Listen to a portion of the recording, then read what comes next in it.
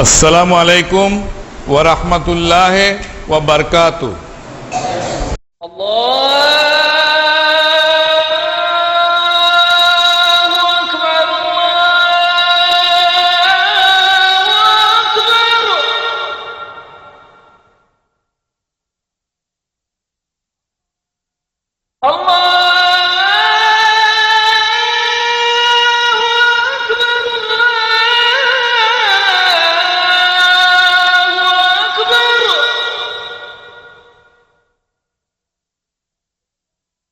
أشهد أن لا إله إلا الله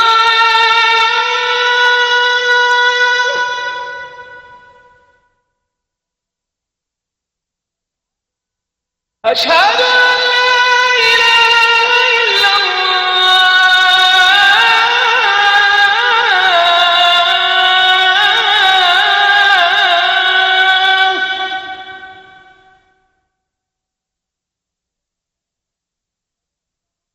أشهد أن محمدًا رسول الله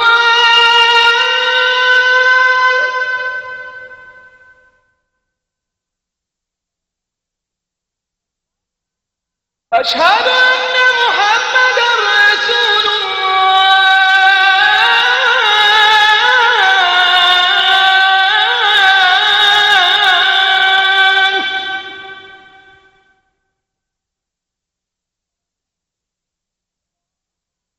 حي على الصلاة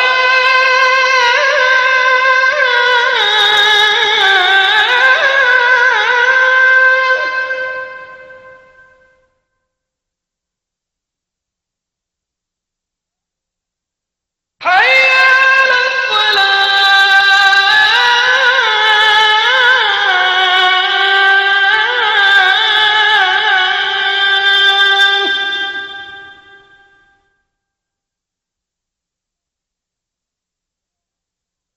حي على الفلاح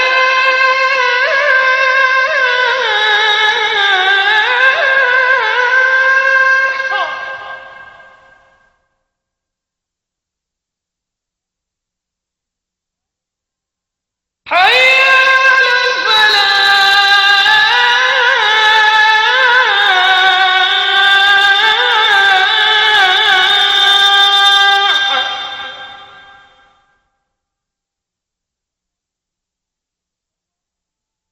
الله أكبر الله أكبر لا إله إلا الله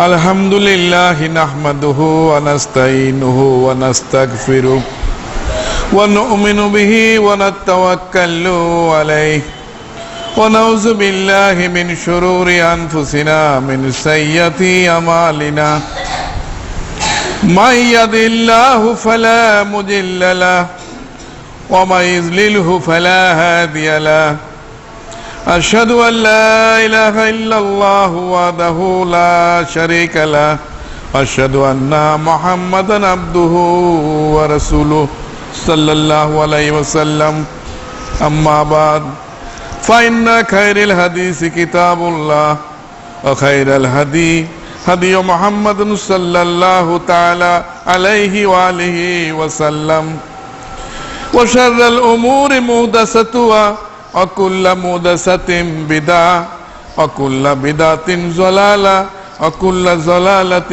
في النار أعوذ بالله من الشيطان الرجيم بسم الله الرحمن الرحيم يا أيها الذين آمنوا إذا نودي للصلاة من يوم الجمعة فاسعوا إلى ذكر الله وذروا البيع ذلكم خير لكم إن كنتم تعلمون فإذا قضيت الصلاة فانتشروا في الأرض أبتغوا من فضل الله واذكروا الله كثيرا لعلكم تفلحون بسم الله الرحمن الرحيم وأن المساجد لله فلا تدعوا مع الله أحدا আবু হুরায়রা রাদিয়াল্লাহু আনহু قال رسول الله صلى الله عليه وسلم ان في الزمات لا شاعة لا يعافيكها عبد المسلمون يسأل الله فيها خيرا الا اتاه اياه রাহুল মুত্তাফাকুন আলাইহি।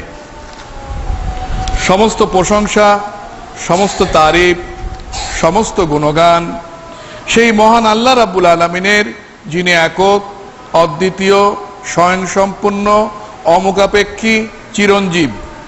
তন্দ্রা বা নিদ্রা যাকে কখনোই স্পর্শ করে না, যার কুরসি আকাশ ও পৃথিবী পরিবেষ্টন করে আছে এবং এ দুয়ের রক্ষণাবেক্ষণ যাকে মোটেও ক্লান্ত করে না, তিনি উচ্চ মর্যাদাশীল এবং মহান। তিনি নিরাকার নহেন, সর্বত্র বিরাজিত নহেন, সমস্ত সৃষ্টি জগতের একমাত্র প্রতিপালক আরশিল আজিমে সমাসীন। দুরুদ ও সালাম বর্ষিত হোক সেই সুন্দর মানুষটির উপর, আজ থেকে প্রায় 1500 বছর আগে আল্লাহ রাব্বুল আলামিন যাকে পাঠিয়েছিলেন বর্তমান সৌদি আরবের মক্কা নগরীতে আল্লাহ পাকের দ্বীন অর্থাৎ দ্বীন আল ইসলামকে সঠিকভাবে মানুষের মাঝে পৌঁছে দেওয়ার জন্য, এবং যে মানুষটি মহান আল্লাহ পাকের অশেষ রহমতে আল্লাহ পাকের সেই দ্বীন অর্থাৎ দ্বীন আল ইসলামকে 100% সফল ও সঠিকভাবে মানুষের মাঝে পৌঁছে দিয়েছিলেন সেই নবী, বিশ্ব নবী, এই পৃথিবীর শেষ নবী এবং রাসূল মুহাম্মদ বিন আব্দুল্লাহ সাল্লাল্লাহু সাল্লামের উপর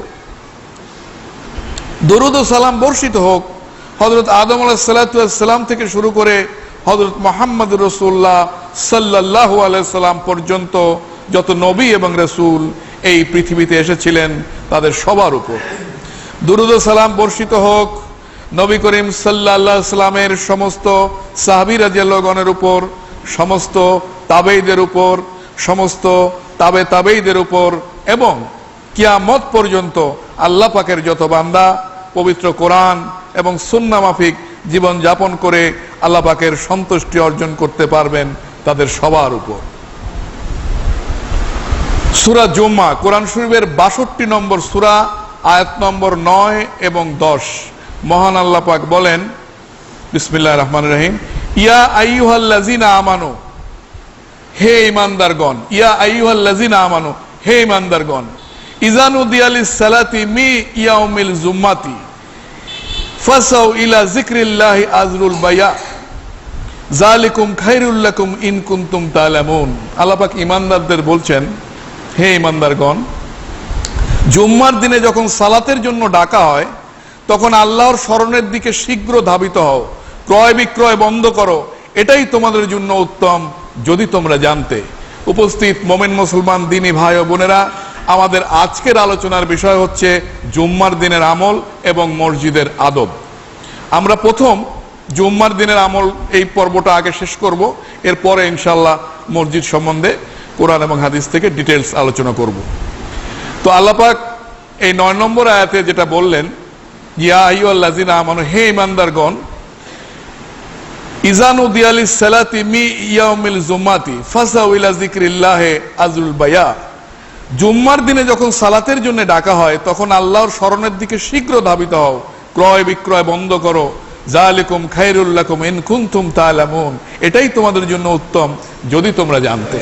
তো আল্লাহ পাক এই জুম্মার নামাজ সম্বন্ধে বলছেন, এই জুম্মার শুধুমাত্র জুম্মার উপরে একটি সূরা কোরআন শরীফে নাজিল হয়েছে, আপনারা জানেন, সূরা নম্বর 62। তো 9 নম্বর আয়াতে আল্লাহ পাক ঈমানদারদের ডাকছেন। হজে যেমন কিন্তু ইব্রাহিম আলাইহিস সালামকে দিয়ে আম মানুষের প্রতি আহ্বান জানানো হয়েছিল যে তুমি মানুষকে ডাকো হজের জন্য, এখানে কিন্তু তা না। আল্লাহ পাক জুম্মার দিনে কেবলমাত্র ঈমানদারদের ডাকলেন, ডেকে কি বললেন, যে যখন জুম্মার সালাতের জন্য তোমাদের আহ্বান করা হয়, অর্থাৎ জুম্মার দিনে যখন আজান হয়, যখন মুয়াজ্জিন ডাকে হাইয়ালাস সালাহ হাইয়ালাল ফালাহ, সালাতের জন্য আসো, কল্যাণের জন্য আসো, তখন আল্লাহ পাক কি বলছেন, যে তখন আল্লাহর স্মরণের দিকে শীঘ্র ধাবিত হও, ক্রয় বিক্রয় বন্ধ করো, এটাই তোমাদের জন্য উত্তম যদি তোমরা জানতে। তাহলে যখন জুম্মার সালাতের আজান আমরা শুনবো তখন কিন্তু আমাদের যে কাজেই থাকি না কেন আমাদের ক্রয় বিক্রয় ব্যবসা বাণিজ্য সবকিছু এই আয়াত অনুযায়ী বন্ধ করে দিতে হবে। এটা আমি আমার নিজ চোখে এই বিশ্বের, এই পৃথিবীর একমাত্র সংবিধান মতে একমাত্র মুসলিম কান্ট্রি সৌদি আরব, সেখানকার যে দুটি শহর মক্কা এবং মদিনা, সেখানে এই আদেশটি তাদের আইন এবং কিভাবে মানে সেটা আমার চোখে দেখা। মনে করেন যে আপনি একটা কাপড় কিনতেছেন, একটা দোকানে কাপড়ওয়ালা আপনার সাথে কথা বলতেছে, এমন সময় আজান দিল। মনে করেন যে কাপড়টা আপনি নিছেন, আপনি পেমেন্টটা করবেন, ও পেমেন্টটা আপনার কাছ থেকে নেবে না, কাপড়টা ওইভাবে রেখে আপনি বলবেন যে নামাজ পড়ে আসো, আপনাকে বলবো নিজে চলে যাবে নামাজ পড়তে। এবং কিছুক্ষণের মধ্যে আপনি দেখবেন সমস্ত দোকানগুলি ফাঁকা, রাস্তাঘাট ফাঁকা, সব কিছু ফাঁকা। এবং ওই সময় আপনি যদি একটা নাপিতের দোকানে যান, সে আপনার চুল কাটবে না, বাজারে একটা জিনিস আপনার কাছে কেউ কিনবে না, বেচবেও না, কোনো হোটেলে খাবার সার্ভ করা হবে না। এটা তাদের আইন, তারা এইভাবেই মানে। এবং দেখবেন যে সব মসজিদের দিকে ছুটছে। এবং এই সময় আপনি যদি একা কোথাও বসেও থাকেন, পুলিশ যদি আপনাকে পায়, সে কিন্তু আপনাকে ধরবে, যেটা আইন, আজান হয়ে গেছে, তুমি কেন যাচ্ছ না, তুমি এখানে দাঁড়ায় আছো কেন। তো এইভাবে এই সৌদি আরববাসীরা এই মক্কা এবং মদিনায় আমার দেখা, অন্য জায়গায় আমি দেখিনি, আমি শুনেছি, এটা কিন্তু তারা এই আয়াতটা তারা কিন্তু 5 ওয়াক্ত নামাজেই ফলো করে, শুধুমাত্র জুম্মায় না। 5 ওয়াক্ত নামাজে মক্কা এবং মদিনায় দেখেন কিভাবে এরা আল্লাহ পাকের হুকুমগুলি তামিল করে। তো ওরা তো আমাদের চেয়ে ভালো থাকবেই, থাকাটাই তো স্বাভাবিক। কারণ আল্লাহ পাক এখানে বলছেন যে যখনই জুম্মার আজান তোমাদের কানে পৌঁছায়, তখন তোমাদের ক্রয় বিক্রয়, ব্যবসা বাণিজ্য যা আছে সব বন্ধ করে দাও, শীঘ্র ধাবিত হও, তাড়াতাড়ি যাও মসজিদের মসজিদে সালাত আদায় করো। এটা তোমাদের জন্য উত্তম যদি তোমরা বোঝো। কারণ সবচেয়ে উত্তমটা তো আল্লাহ পাকই বোঝেন। কারণ পৃথিবীর সৃষ্টির সমস্ত জ্ঞান একমাত্র তার কাছেই আছে। কাল কি হবে একমাত্র আল্লাহ পাকই বলতে পারেন। তাই ধরেন আজান হইলো, আমরা একটা কাজ করতেছি, খুবই ইম্পর্টেন্ট কাজ, চিন্তা করলাম যে এটা শেষ করে যাই, কিন্তু তাতে কিন্তু আল্লাহর আদেশটা ভাঙা হইলো, আমার ক্ষতিও হইলো। আমি যদি বুঝতাম তাহলে আমি সব ফেলে দিয়ে আমি নামাজে চলে যেতাম, ওইটা আমার জন্য উত্তম। কারণ আল্লাহ পাক ওইটা বোঝেন। আল্লাহ পাকের জ্ঞানের তুলনায় আমাদের জ্ঞান কিন্তু খুবই সীমিত, এটা কম্পেয়ার করা যায় না, এত কম। আল্লাহ পাকের যে জ্ঞান ভান্ডার, তার যে জ্ঞান, সেই জ্ঞানের কাছে আমার আপনার জ্ঞান, সমস্ত মানুষের জ্ঞান কিচ্ছু না, সমস্ত সৃষ্টির জ্ঞান কিচ্ছু না। সমস্ত জ্ঞান ভান্ডার কিন্তু আল্লাহ পাকের কাছে। তো সেই আল্লাহ পাকই বলছেন যে তুমি বন্ধ করে ছুটে যাও মসজিদের পানে, এটাই তোমার জন্য উত্তম যদি তোমরা বোঝো। তো আজকে আমরা যারা এই আয়াত পড়লাম এবং জানলাম, আগামী থেকে যেন এই জিনিসটা মিস না হয়। আহলে হাদিস মসজিদ দেখেন খুতবা শুরু হয়ে গেছে, মসজিদ কিন্তু ভরেনি, আস্তে আস্তে ভরে যাবে। ওইভাবে জুম্মার নামাজ পড়ার কিন্তু কোনো অর্থ হয় না। কারণ আল্লাহ পাকের হুকুম একরকম, আপনি তামিল করলেন আর এক রকম। এভাবে কিন্তু আমি জানি না আপনার নামাজ আল্লাহর দরবারে পৌঁছাবে কিনা।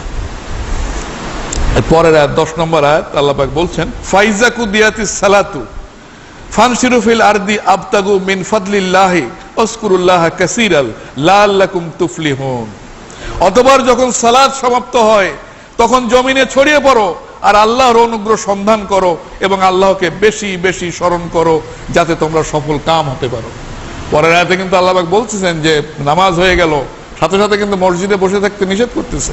বেরো যাও, আল্লাহর রহমত অন্বেষণ করো, রুজির অন্বেষণ করো। এই যে কাজকর্মে ফেলে আসছিলে ওটা যোগ দাও, এখন তোমার কাজের উপরে আল্লাহর রহমত আসবে, ইনশাআল্লাহ তোমার কাজ আরো সুন্দর হবে। সেই কথাটাই আল্লাহ পাক বলছেন যে লাআল্লাকুম তুফলিহুন, যাতে তোমরা সফল কাম হতে পারো। এই হচ্ছে জুম্মার ব্যাপারে সূরা জুম্মায় আল্লাহ পাকের আদেশ। এবার আমরা হাদিস থেকে জুম্মার বিষয়গুলি আলোচনা করব। আর আমি যে হাদিসটি এখানে পড়েছি, এই হাদিসটি হলো বুখারী এবং মুসলিম উভয়টা পাবেন মুত্তাফাকুন আলাইহির হাদিস, একটি সহিহ হাদিস। এখানে আবু হুরায়রা রাদিয়াল্লাহু আনহুর বর্ণনায় রাসূলুল্লাহ সাল্লাল্লাহু আলাইহি ওয়াসাল্লাম বলছেন, জুম্মার দিনে এমন একটি সময় রয়েছে, যদি কোনো মুসলিম বান্দা ওই সময়টি পায় এবং তাতে আল্লাহর নিকট ভালো কিছু চায়, তাহলে আল্লাহ পাক নিশ্চয়ই তাকে তা দান করেন। এই হাদিসের উপরে আমরা আলোচনা করব। আমরা তো আসি বিভিন্ন সমস্যা নিয়ে আল্লাহর দরবারে আসি। দেখেন কত বড় কথা, আমরা হয়তো অনেকে জানি অনেকে জানি না যে এই জুম্মার নামাজের সময় আল্লাহ রাসূল সাল্লাল্লাহু আলাইহি ওয়াসাল্লাম বলছেন যে এমন একটি মুহূর্ত আছে, এমন একটি সময় আছে যে সময় দোয়া কবুল হয়। সাংঘাতিক ব্যাপার। কিন্তু এই হাদিসের উপরে পরে আমরা আলোচনা রাখবো। তো এটা মনে রাখবেন যে জুম্মা আমাদের জন্য অত্যন্ত বড় একটি বিষয়। এবং জুম্মায় আল্লাহ পাকের যে আদেশ কোরআন থেকে, তা আমি পড়লাম। এখন আমরা হাদিস থেকে এই জুম্মার উপরে আলোচনা শুরু করলাম। প্রথম আমরা জানি যে জুম্মার নামকরণ কিভাবে হয়েছিল। হাফিজ আবদবন হুমায়দ এবং হাফিজ আব্দুর রাজ্জাক প্রসিদ্ধ তাবেঈ ইবনে শিরিন থেকে বর্ণনা করেছেন যে রাসূলুল্লাহ সাল্লাল্লাহু আলাইহি ওয়াসাল্লাম মদিনায় হিজরত করার এবং জুম্মার নামাজের হুকুম আসার আগে একবার মদিনাবাসীগণ সমবেত হলে আনসারগণ বললেন, ইহুদিরা প্রতি সপ্তাহে একদিন একত্রিত হয় এবং খ্রিস্টানরাও একদিন সমবেত হয়, সুতরাং আমাদেরও উচিত কোনো একদিন জমা হয়ে আল্লাহর জিকির ও শুকুর আদায় করা। অতঃপর এর জন্য আনসাররা আরবার দিনটিকে ধার্য করে এবং আসাদ ইবনে জুরারার বাড়িতে জমায়েত হয়। তিনি সবাইকে নিয়ে 2 রাকাত নামাজ পড়ান এবং কিছু ওয়াজ নসিহত করেন।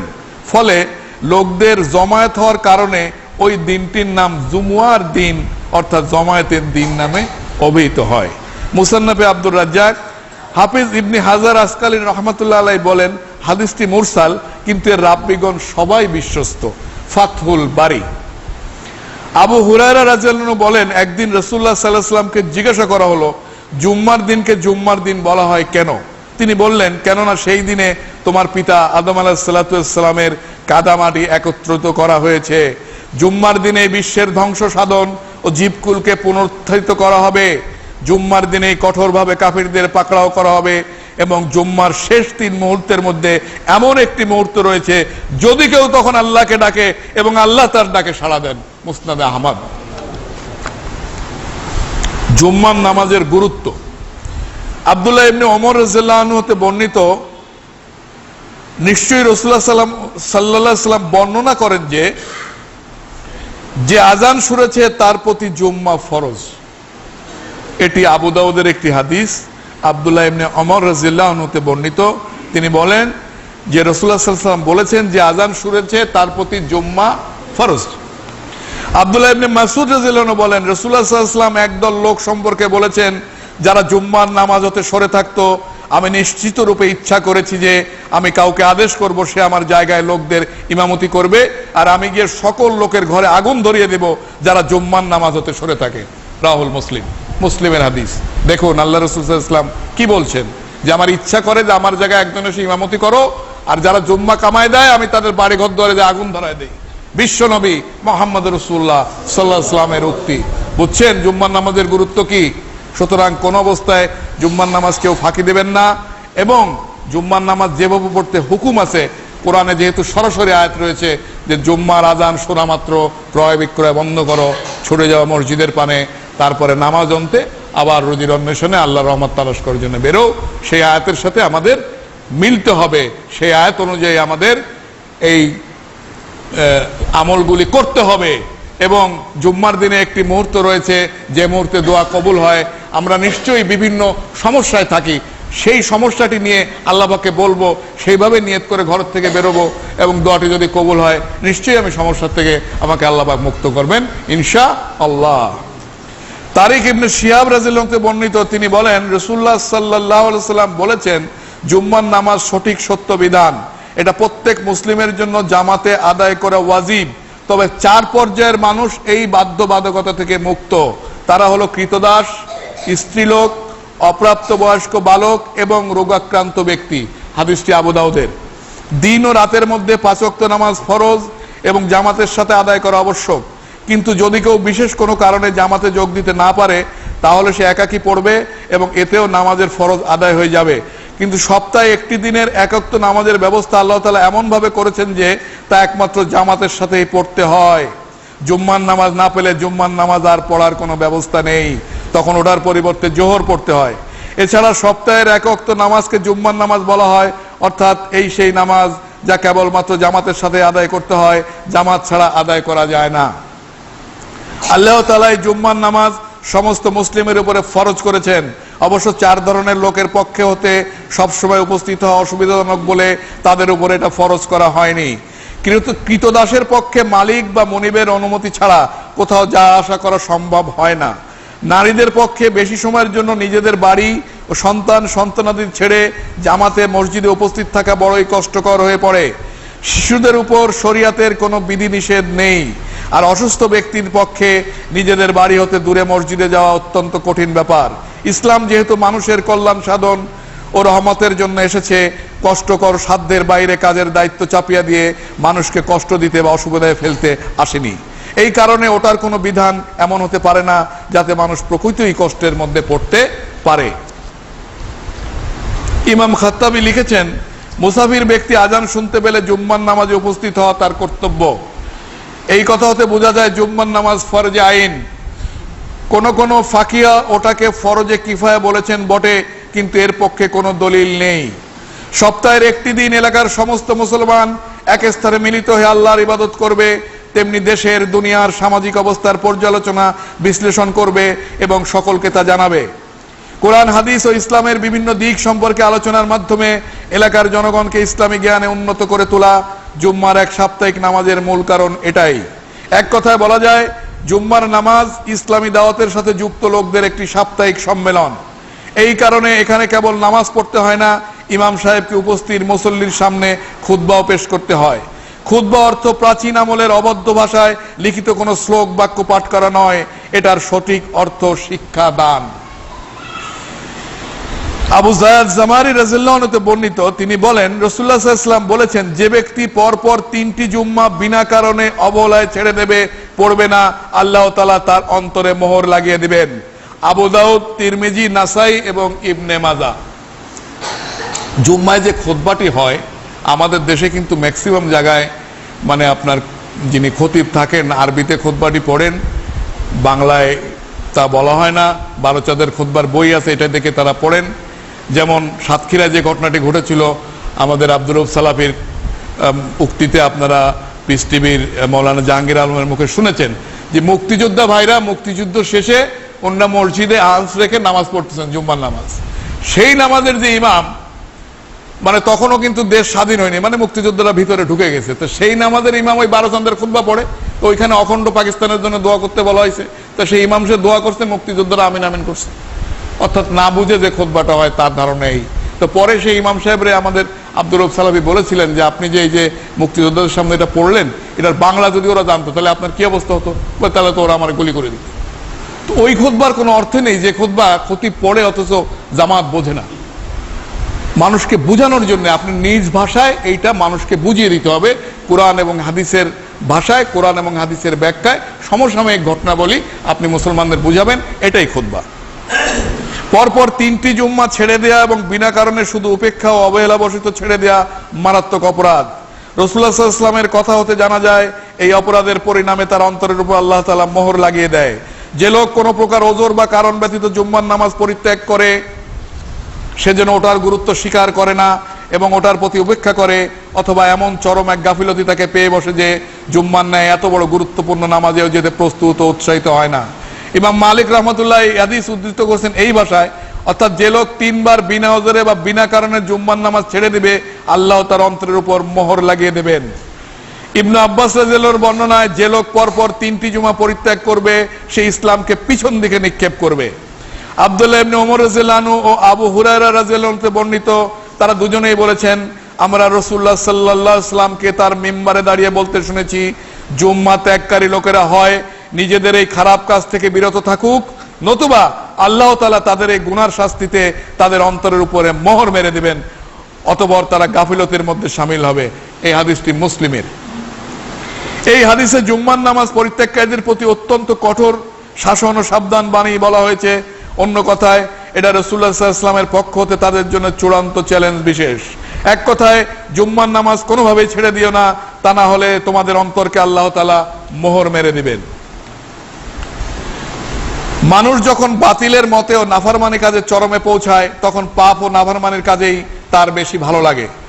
সে সেদিক চলতে থাকে এবং কোনো বাধা নিষেধ মানতে রাজি হয় না।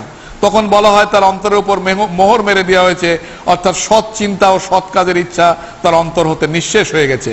বারবার দিন ইসলাম কবুল করার দাওয়াত দেওয়ার পরেও যারা তা গ্রহণ করেনি, কোরআনে তাদের সম্পর্কে বলা হয়েছে, আল্লাহ তাআলা বলেন যে আল্লাহ তাআলা তাদের অন্তরসমূহে এবং তাদের কর্ণের উপর মোহর বসিয়ে দিয়েছেন।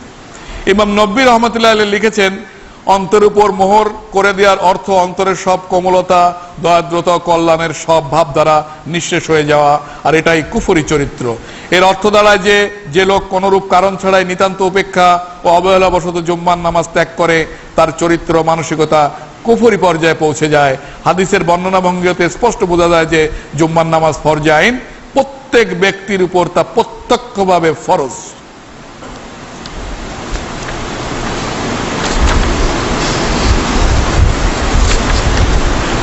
জুম্মার ফজিলত। আবু হুরায়রা রাদিয়াল্লাহু আনহু বলেন, রাসূলুল্লাহ সাল্লাল্লাহু আলাইহি ওয়াসাল্লাম বলেছেন, জুম্মার দিনে এমন একটি সময় রয়েছে, যদি কোনো মুমিন বান্দা ওই সময়টি পায় এবং তাতে আল্লাহর নিকট কোনো ভালো চায়, তাহলে আল্লাহ নিশ্চয়ই তাকে তা দান করেন। যে হাদিসটি আমি পড়লাম, এর উপরে এবার আলোচনা করব। কিন্তু মুসলিম একটি অধিক বর্ণনা করেছেন, রাসূলুল্লাহ সাল্লাল্লাহু আলাইহি ওয়াসাল্লাম বলেছেন এই সময়টা অতি অল্প সময়। এটা কিন্তু মুসলিমে এই কথাটা আছে, বুখারী ও মুসলিম উভয়ের বর্ণনায় আছে। রাসূলুল্লাহ সাল্লাল্লাহু আলাইহি ওয়াসাল্লাম বলেছেন, জুম্মার দিনে এমন একটি সময় রয়েছে, যদি কোনো মুসলমান নামাজ পড়া অবস্থায় ওটা পায় এবং আল্লাহর নিকট কোনো ভালো চায়, আল্লাহ ওকে তা অবশ্যই দান করেন। আবু বুরাদা ইবনে আবু মুসা রাদিয়াল্লাহু আনহু বর্ণিত, তিনি বলেন, আমি আমার পিতা আবু মুসাকে বলতে শুনেছি, তিনি বলেন, আমি রাসূলুল্লাহ সাল্লাল্লাহু আলাইহি সাল্লামকে বলতে শুনেছি, জুম্মার দিনের সেই সময়টি সম্পর্কে, তা ইমামের মিম্বারে বসা হতে নামাজ শেষ হওয়া পর্যন্ত। মুসলিম। তাহলে এই হাদিসে আমরা আরো ওই হাদিসের একটি ব্যাখ্যা পেলাম, যে এই সময়টি হচ্ছে যে খতিব যখন মেম্বারে ওঠে এবং এর থেকে যখন নামাজ শেষ হয়, এর মধ্যবর্তী যে কোনো একটা সময়, এই সময় এমন একটি সময় আছে, এমন একটি ক্ষণ আছে, কোন মুসলিম বান্দা যদি আল্লাহ পাকের কাছে ভালো কিছু চায়, যদি ভালো কিছু চায়, আল্লাহ পাক তাকে তা অবশ্যই দান করেন। বুখারী এবং মুসলিমের হাদিস, নির্ভেজাল সত্য, কোনো সত্য কথা নেই। সুতরাং সেই মুহূর্তটি সবাই খোঁজার চেষ্টা করবেন এবং যার যা সমস্যা আছে আল্লাহ পাকের দরবারে সেটা বলবেন এবং কবুল করে এখান থেকে যাওয়ার চেষ্টা করবেন। আবু লুবাবা রাদিয়াল্লাহু আনহু বলেন, রাসূলুল্লাহ সাল্লাল্লাহু আলাইহি ওয়াসাল্লাম বলেছেন, জুম্মার দিন সকল দিনের সর্দার এবং সকল দিন অপেক্ষা আল্লাহর নিকট অধিক সম্মানিত দিন, যা কুরবানির দিন ও ঈদুল ফিতরের দিন অপেক্ষাও আল্লাহর নিকট সম্মানিত। এতে 5টি গুরুত্বপূর্ণ বিষয় রয়েছে। জুম্মার দিনেই আল্লাহ তাআলা আদম আলাইহিস সালাতু ওয়াস সালামকে সৃষ্টি করেছেন।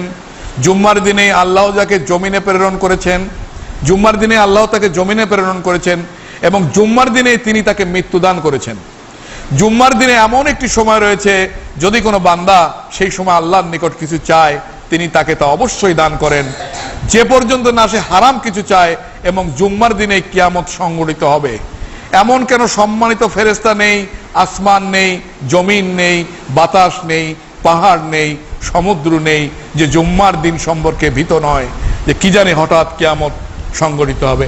হাদিসটি আপনারা পাবেন ইবনে মাজায়। আচ্ছা, আপনারা একটু সামনে এসে বসেন, কাইন্ডলি, জায়গাটা ফাঁকা আছে, পিছনের লোক আপনার সামনে, এই পাশ থেকে সামনে এগিয়ে আসেন, একটু সামনে এসে বসেন, পিছনের লোকের জায়গা ছেড়ে দেন। তো এই হাদিস থেকে বোঝা গেল, যেগুলোকে আমরা বুদ্ধিজীব বলে মনে করি না, নিছক অচেতন বস্তু বলে মনে করি, সেগুলো আল্লাহকে জানে এবং আল্লাহর রাগকে তারা ভয় করে। আবু হুরায়রা রাদিয়াল্লাহু আনহু বর্ণিত, রাসূলুল্লাহ সাল্লাল্লাহু আলাইহি ওয়াসাল্লাম বলেন, 5 ওয়াক্ত নামাজ এক জুম্মা থেকে আরেক জুম্মা এবং এক রমজান থেকে আরেক রমজান, এই সবের মাঝে যেসব সগীরা গুনাহ হয়, তার জন্য কাফরা স্বরূপ কবিরা গুনাহ থেকেও দূরে থাকে। হাদিসটি মুসলিমে। এবার জুম্মার দিনের আমল সম্বন্ধে আমরা আসবো। জুম্মার দিনে গোসল করা, সকাল সকাল মসজিদে যাওয়া এবং চুপ থাকা। আব্দুল্লাহ ইবনে উমর রাদিয়াল্লাহু আনহু থেকে বর্ণিত, রাসূলুল্লাহ সাল্লাল্লাহু আলাইহি ওয়াসাল্লাম বলেন, তোমাদের যে কেউ জুম্মার নামাজের জন্য আসলে সে যেন গোসল করে।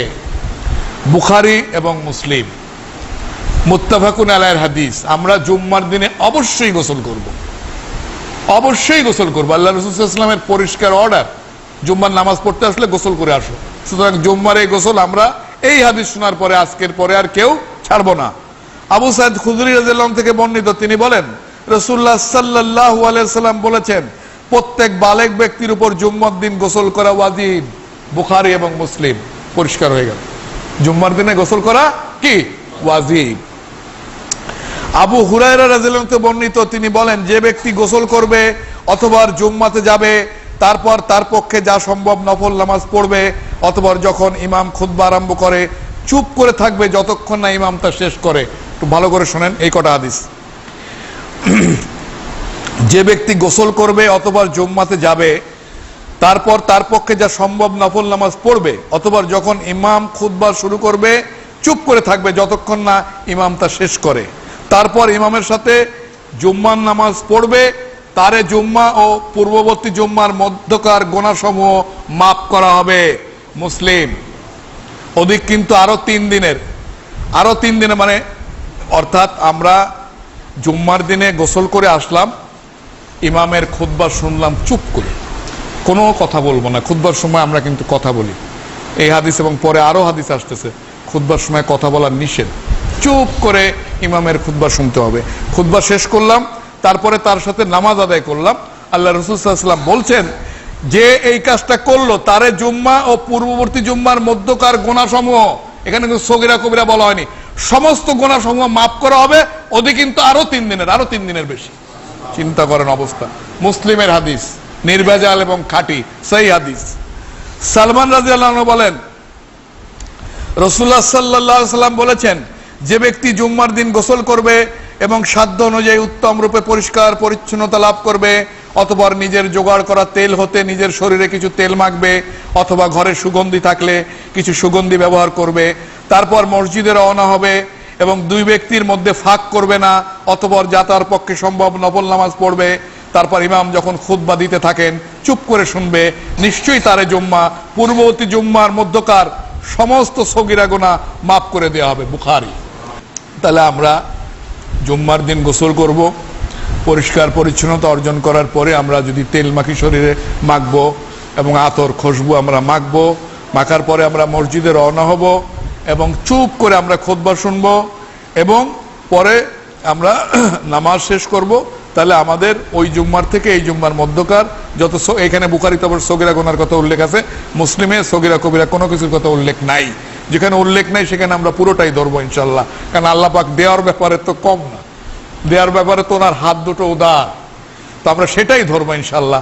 আল্লাহ পাকের দয়ার উপরে ভর করে আমরা ওই হাদিসের ওই অর্থই ধরবো, তো সেখানেও মাফ করে দেওয়া হবে। আবু হুরায়রা রাদিয়াল্লাহু আনহু বলেন, রাসূলুল্লাহ সাল্লাল্লাহু আলাইহি ওয়াসাল্লাম বলেছেন, যে অজু করবে এবং তা উত্তম রূপে সম্পূর্ণ করবে, অতঃপর জুম্মাতে যাবে এবং চুপ করে খুতবা শুনবে, তারে জুম্মা হতে অজুম্মা পর্যন্ত গুনাহসমূহ ক্ষমা করা হবে। অধিক কিন্তু আরো 3 দিনের। যে ব্যক্তি খুতবার সময় কঙ্কর বাড়ি নাড়লো সে অনর্থক কাজ করলো, অর্থাৎ চুপ রইল না। হাদিসটি মুসলিমের। চুপ করে থাকতে হবে, কিন্তু ইশারাও কারোর সাথে কোনো কথা বলা যাবে না, সেই কথাটা এই হাদিসে বলা হচ্ছে। এবং আসার সময় আমরা যে অনেক সময় মানে সামনে আসি 2টা লোকরে ফাঁক করে, সেটাও কিন্তু আগের হাদিসে নিষেধ করা হচ্ছে যে এইভাবে আসবা না, তুমি তোমার জেনে জায়গা সেখানে বসে পড়বা। সেইভাবে আসলে তাহলে জুম্মার নামাজের ফায়দাটা পাওয়া যাবে। আবু হুরায়রা রাদিয়াল্লাহু আনহু বলেন, রাসূলুল্লাহ সাল্লাল্লাহু আলাইহি ওয়াসাল্লাম বলেছেন, যখন জুম্মার দিন আসে ফেরেশতাগণ মসজিদের দরজায় এসে দাঁড়ান এবং যার পূর্বে আসে সে তা তিনি লিখতে থাকেন। যে ব্যক্তি খুব সকালে আসে তার উদাহরণ হচ্ছে কোরবানির জন্য একটি উট পাঠায়, অথবা যে আসে তার উদাহরণ যে একটি গরু পাঠায়, অথবা আগমনকারী একটি দুম্বা, অথবা আগমনকারী একটি মুরগি, অথবা আগমনকারী যেমন একটি ডিম পাঠালো। যখন ইমাম খুতবার জন্য বাইর হন, ফেরেশতাগণ তাদের কাগজ ভাঁজ করে নেন এবং খুতবা শুনতে আরম্ভ করেন।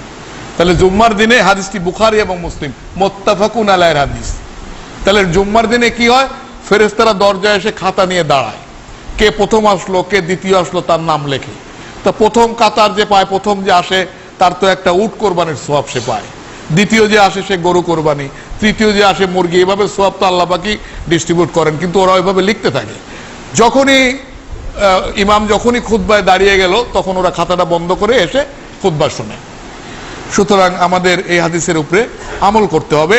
আগে আসতে হবে, জুম্মার দিনে আগের থেকে প্রস্তুত থাকতে হবে যে আমার কোন টাইমে নামাজ, সেইভাবে যে কাজই থাক কাজ ফেলে দেন, দরকার নেই কাজ করার, কাজ রাখেন, রেখে আপনি গোসল করে যেভাবে হাদিসগুলি বলছে সুগন্ধি মেখে আপনি মসজিদের পানে আসেন, এসে চেষ্টা করেন প্রথম কাতারে বসার, যদি কাতার খালি থাকে, নাহলে দ্বিতীয় তৃতীয় এইভাবে বসে যান, কিন্তু সকাল সকাল আসেন এবং উৎকৃষ্ট মনে আসেন।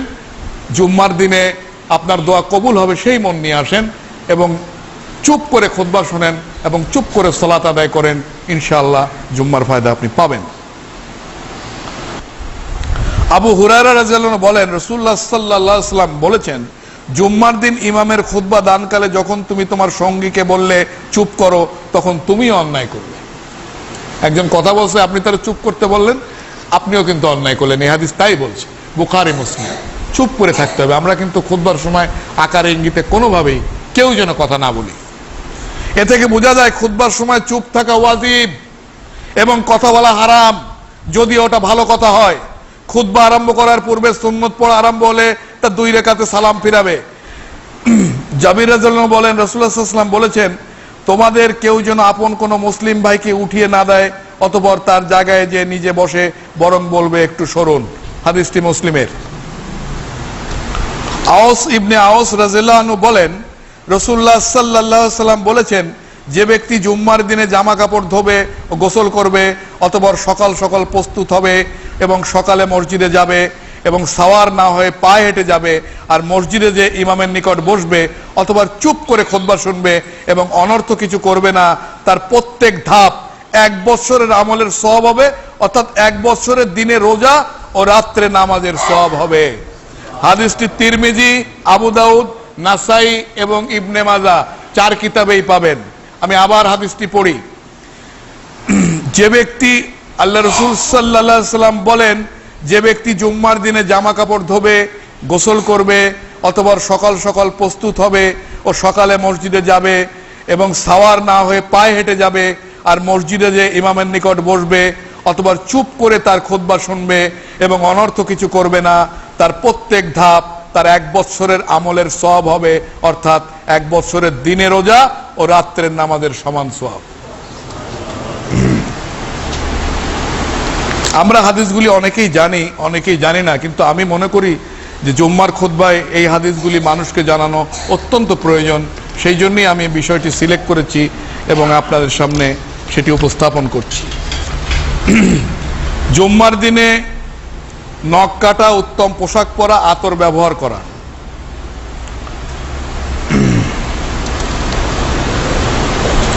আব্দুর রহমান তার পিতা থেকে বর্ণনা করেন, যে ব্যক্তি জুম্মার দিনে নখ কাটে, আল্লাহ তাআলা তার নখের অসুখ দূর করে দেন এবং তাতে আরোগ্য ঢুকিয়ে দেন। তাই আতা বলেন, আমি ইবনে হানিফাকে প্রত্যেক জুম্মার দিনে নখ কাটতে দেখেছি।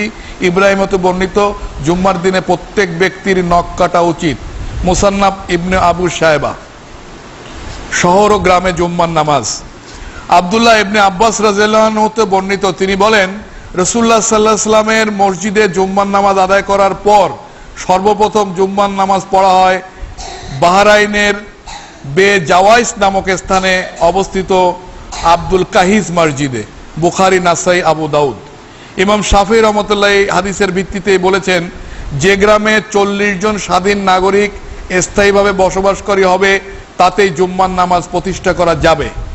ইমাম মালিক রহমতুল্লাহ আলাইহি বলেছেন, যে গ্রামে জামে মসজিদ আছে কিংবা হাটবাজার আছে, যেখানকার বসবাসকারী লোকদের উপরে জুম্মা পড়া ওয়াজিব বা ফরজ, যাযাবরদের সংখ্যা যতই বেশি হোক না কেন, তাদের জন্য জুম্মা ওয়াজিব বা ফরজ নয়, কেননা তারা তো পথিকের পর্যায়ে গণ্য। উমর রাদিয়াল্লাহু আনহু বাহরাইনবাসীদের প্রতি লিখে পাঠিয়েছিলেন, তোমরা যেখানে অবস্থান করো না কেন সেখানেই জুম্মা কায়েম বা প্রতিষ্ঠা করো। উমর রাদিয়াল্লাহু আনহুর এই কথায় শহর গ্রাম কোনো পার্থক্য নেই। ইবনে আবু শায়বা। নাসাই ইবনে সাদ বলেছেন, শহর ও গ্রামে যেখানে জামাত হয় সেখানে জুম্মার নামাজ তাদের আদেশে সব শহর ও উপকূলবর্তী লোকেরাই জুম্মার নামাজ পড়ত। ফাথুল বারি। যারা বায়াকির ও দারকুতুনির রিওয়ায়াত অনুসারে বলেন যে 40 জনের কম জুম্মা হয় না, ওই হাদিসটি অত্যন্ত জয়ীফ, কারণ ইমাম বাহাকি নিজেই বলেন হাদিসটি দলিলযোগ্য নয়। সুতরাং 40-এর কমে জুম্মা হবে। ইমাম আবু হানিফার ওস্তাদ ইব্রাহিম নাখাই বলেন, যেখানে কমপক্ষে 2 জন থাকবে সেখানেও জুম্মা পড়া জায়েজ। আল্লামা জাইলি হানাফি বর্ণনা করেন, আল্লামা আব্দুল হক তার নিজ গ্রন্থে আহকামে বলেন, জুম্মার ব্যাপারে লোকদের সংখ্যা সংক্রান্ত সঠিক কোনো হাদিস নেই। আল্লামা সুয়তিও বলেন, জুম্মার জন্য নির্দিষ্ট সংখ্যক সংক্রান্ত কোনো হাদিস সঠিক প্রমাণিত নয়। ইমাম তাবারি, দাউদ জিহারি, নাখাই, ইবনে হাজামের মতো তাই। ফিকাহুস সুন্নাহ। জুম্মার আজান। সাইদ ইবনে ইয়াজিদ হতে বর্ণিত, তিনি বলেন, রাসূলুল্লাহ সাল্লাল্লাহু আলাইহি ওয়াসাল্লাম, আবু বকর রাদিয়াল্লাহু আনহু ও ওমর রাদিয়াল্লাহু আনহুর সময় জুম্মার দিনের ঘোষণা বা ডাক প্রথম দেয়া হতো তখন যখন ইমাম মিম্বারের উপরে বসতো। পরে ওসমানের আমলে যখন লোক সংখ্যা বেশি হয়ে গেল, তখন তিনি তৃতীয় ঘোষণা ঘরের উপর দেওয়ার প্রচলন বৃদ্ধি করলেন। বুখারী, আবু দাউদ, তিরমিজি, নাসাই। আমি এই হাদিসগুলি পড়ে পরে আলোচনায় আসবো, আপনারা একটু খেয়াল করে শুনুন। ইবনে আজিজির বর্ণনায় একথা পরিষ্কার ভাষায় বলা হয়েছে যে রাসূলুল্লাহ সাল্লাল্লাহু আলাইহি ওয়াসাল্লাম এবং আবু বকর রাদিয়াল্লাহু আনহু ও ওমর রাদিয়াল্লাহু আনহুর যুগে জুম্মার দিনে আযান ছিল 2টি। এর প্রথমটি ইমাম মিম্বারের উপর বসলে দেওয়া হতো, আর দ্বিতীয়টি হলো নামাজের একামত। সহজ কথা। আল্লাহ রাসূল সাল্লাল্লাহু আলাইহি ওয়াসাল্লাম, তারপরে হযরত আবু বকর রাদিয়াল্লাহু আনহু, তারপরে হযরত ওমর ফারুক রাদিয়াল্লাহু আনহুর যুগে জুম্মার আজান একটাই ছিল। সেটা যখন আল্লাহ রাসূল সাল্লাল্লাহু আলাইহি ওয়াসাল্লাম মিম্বারে উঠতেন তখন বেলাল রাদিয়াল্লাহু আনহু আজান দিতেন, আর যখন তিনি নামাজ শুরু করতেন তখন বেলাল রাদিয়াল্লাহু আনহু একামত দিতেন। এইটা হলো আল্লাহ রাসূল সাল্লাল্লাহু আলাইহি ওয়াসাল্লামের সময় এটা ছিল নিয়ম।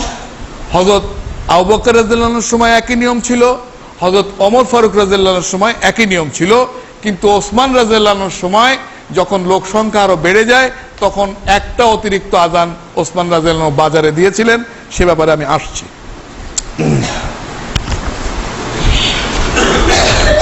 আপনারা সামনে এগোয়ে বসেন, পিছনের লোক বসতে পারতেছে না, ঠেলে সামনে আসছে, একটু সামনে এগোয়ে বসেন। আপনারা সামনে আসেন, একটু সামনে জায়গা করে বসেন।